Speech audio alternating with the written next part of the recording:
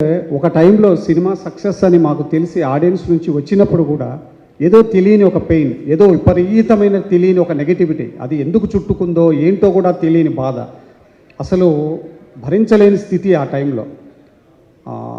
Night shows అయిపోయిన తర్వాత early morning చూస్తే బుక్ మై షోలో 4.5 4.7 ఎందుకు పడిందో కూడా తెలియదు. ఒక ఆనందంలోంచి అర్లీ మార్నింగ్ చూసేసరికి నిజంగా ఈ విషయం ఈరోజు చెప్పాలనుకున్నాడు. ఎంత తీవ్రమైన నెగటివిటీ అంటే అసలు ఒక్క క్షణం సూసైడ్ చేసుకుందామా అనిపించింది.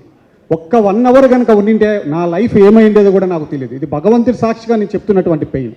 ఇంకా అవ్వదు, మనకి జీవితంలో ఉండదు అనేటువంటి ఒక భయం ఒక 1 అవర్ పాటు అసలు లేదా ఈ ప్రపంచానికి కనపడకుండా ఎక్కడికైనా వెళ్ళిపోదాం అన్నంత షివర్ వచ్చింది. కానీ నేను ఎప్పుడు నమ్మేదే భగవంతుడినే. ఆ భగవంతుడు ఎందుకో ఆ 1 అవర్ పాటు నిలబెట్టాడో. ఆ తర్వాత సినిమాను అన్నిటినీ బ్రేక్ చేసుకుని ఈ సినిమాని ఈ స్థితికి తీసుకొచ్చి ఒక సక్సెస్ఫుల్గా రన్ చేశారు. కానీ ఈరోజు ఇప్పుడే యాంకర్ గారు అన్నట్లు ఈ చిన్న నెగటివిటీ ఏదైనా ఉన్నా కూడా ఈరోజు ఇంతమంది పెద్దవాళ్ళు, సురేష్ బాబు గారు, అశోక్ కుమార్, ఇంతమంది పెద్దవాళ్ళు రావడము, నాతో పాటు ఇలాంటి పెయిన్ నాకు తెలిసి వీళ్ళందరూ అనుభవించారు. ఈ సంవత్సరం సక్సెస్ ఇచ్చినటువంటి యంగ్ డైరెక్టర్స్ అందరూ కూడాను నాకు తెలిసి అందరితో ఒకటే పెయిన్, అందరితో ఒకటే భయమే. సినిమాను ఆడియన్స్కి నచ్చేటట్లు తీయాలా, క్రిటిక్స్కి నచ్చేటట్లు తీయాలా, ఎన్నో గొప్ప సినిమాలు, అర్థం కాని కన్ఫ్యూజన్ ఎలా ముందుకు వెళ్ళాలని. బట్ ఫైనలీ మనం ఏమనుకుంటామో అది నమ్మే తీస్తాము. నాకు తెలిసి ఇప్పుడు రామ్ జగదీష్ గారు ఎవరో చెప్పారు, ప్రతి క్షమను షివరింగ్ ఉంటుంది. నిజమని షివరింగ్ కాదు, నెగటివిటీ వచ్చినప్పుడు నిజంగా చనిపోదాం అన్నంత భయం వేస్తుంది, ఇంకా సాధించలేము అన్నప్పుడు. అది మాకు మాత్రమే తెలుసు ఆ పెయిన్ ఏంటని. బట్ వీటన్నింటినీ తట్టుకొని ఈరోజు ఈ స్టేజ్ మీదకి రావడానికి ఆ భగవంతుడు ఇచ్చిన వరమే.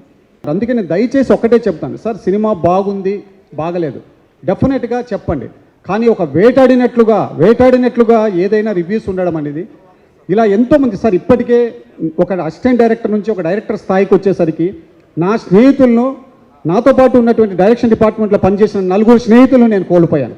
ఎంత భయంకరంగా ఉంటుందో తెలుసా. ఒక అసిస్టెంట్ డైరెక్టర్ నుంచి ఒక డైరెక్టర్ స్థాయికి వచ్చేసరికి కొందరు సూసైడ్లు చేసుకున్నారు, కొందరు హార్ట్ అటాక్స్తో పోయారు, కొందరు డబ్బు లేక ఫీవర్ వస్తే చూపించుకునే లేక బ్రెయిన్ కొట్టి చనిపోయిన వాళ్ళు ఉన్నారు. సార్ ఇది మామూలు జర్నీ కాదు సార్. మీరు అనుకున్నంత తేలిగ్గా ఒక రివ్యూతో నెగిటివ్గా వాషౌట్ చేసేద్దాం అనుకునేంత కాదు సార్. ఎందుకంటే కొన్ని సంవత్సరాలు వీటన్నింటిని తట్టుకొని మేము ఈ స్టేజ్కి వచ్చింటాము. బట్ ఎక్కడో ఖచ్చితంగా ఈ భగవంతుడు అనేవాడు ఎక్కడో కొంతమందికి తల మీద చేయి పెట్టి దీవిస్తేనే తట్టుకొని బయటపడతాం, లేదా చాలామంది తట్టుకోలేక మధ్యలోనే వెళ్ళిపోయే వాళ్ళు కూడా ఉన్నారు. అంతెందుకు సార్, ఈ మధ్య చూసాం కేడీ సినిమా డైరెక్టర్ ఏమైపోయాడనేది.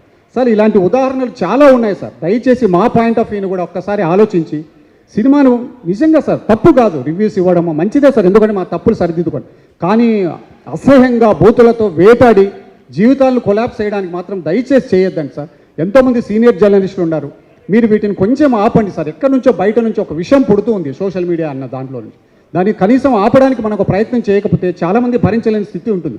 మేమంటే మొండిబారి మేమందరం సక్సెస్ అయ్యి ఈరోజు ఇక్కడ కూర్చున్నారు. అవకాశం చాలామందికి రాకపోవచ్చు సార్. కాబట్టి దయచేసి ఇది ఒక్కటే నేను వేదికగా కోరుకుంటున్నాను.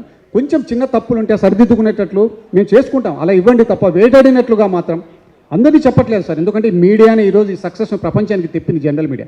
కానీ కొంతమంది ఎందుకో తెలియదు ఆ విషయం ఎక్కడి నుంచి వస్తుందో. దయచేసి అది ఇక్కడ కాకపోతే ఇంకో చోట ఇంకొకరిని చంపుతుంది. కొంచెం ఆలోచించుకొని మాత్రమే చేయమని అడుగుతున్నాను సార్.